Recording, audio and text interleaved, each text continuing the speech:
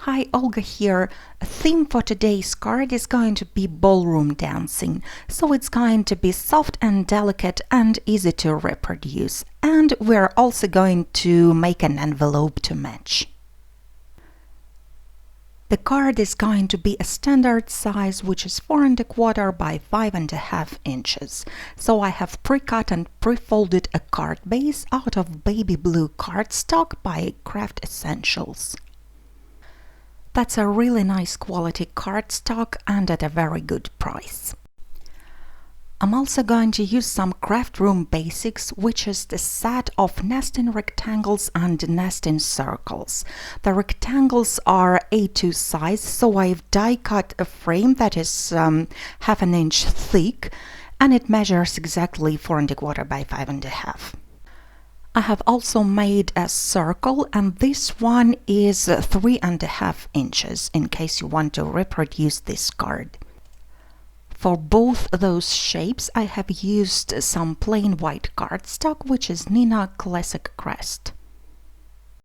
To give my card some extra softness and delicacy, I'm going to use some printed vellum, and this vellum pack is from the latest collection by Paper Discovery. I have chosen the one with the ivy pattern.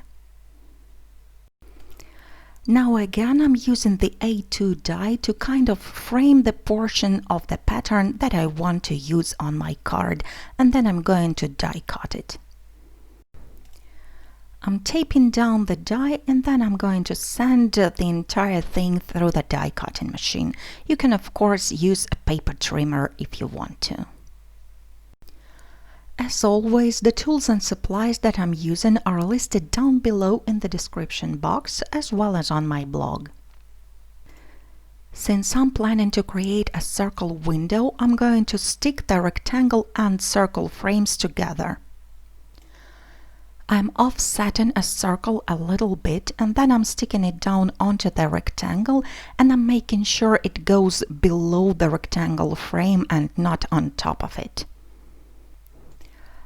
Then I'm also trimming off whatever is hanging off the rectangle frame. Then I'm also going to cut out a circle window on a vellum panel. So I'm placing my outline frames on top of it, and I'm using the smaller circle frame, placing it right where it belongs, and then I'm tracing it with a pencil. Now I can remove the frame die cuts, and I'm placing a circle die so that I could see the traced outline. I have sent a vellum panel through the die cutting machine, and now I have the circle window exactly where I want it to be. Then I'm applying some liquid glue onto the white die cuts, just a tiny bit, not to warp the vellum, and then I'm sticking down the white frames onto the vellum panel. Vellum is a bit less absorbent than the paper, so it takes a bit longer for the glue to dry, so I like using a large acrylic block to hold the die cuts down while the glue dries. Next, I have added some double-sided foam tape at the wrong side of the panel, and I have only applied it behind the white die cuts so that it's not going to be visible. But before I stick down the panel, I'm going to create a focal image, and I'm going to use the die from Silhouette Figures die set, also by Paper Discovery. This die set has a lot of human shapes to fit different occasions. There are ballroom dancers, ballet dancers, there's an engagement scene, a wedding scene, and there is also a couple of musicians. This time I've die cut the ballroom dancers out of black cardstock. Then I'm going to stick them down onto the blue background with the liquid adhesive, and I'm just making sure that they both are nicely framed. Then I'll also have to trim the silhouettes to the size of the card. Then I'm peeling off the liner from the foam tape, and I'm sticking down the panel onto the card. Vellum is a wonderful way to add visual dimension to a card without adding any physical bulk. If you want to keep this card really simple, you can leave it as is, but I'm going to add some finishing touches to create even more depth. I am going to use some ivy dies that match the pattern on the vellum panel. The large ivy die cut can actually be placed in a lot of different ways. You can change the orientation the way you want it. Once I find the right position for the ivy, I'm going to apply some glue onto the die cut and stick it down. You can also trim down the sprigs as much as you want to. I'm also going to attach one more smaller ivy die cut. By the way, I used the same white cardstock for the ivy that I used to create the frames. Now when the card is finished, I'm also going to create a matching envelope for it using my envelope punch board by We Are Memory Keepers. And I'm going to use another sheet of vellum from the pad with the same ivy pattern.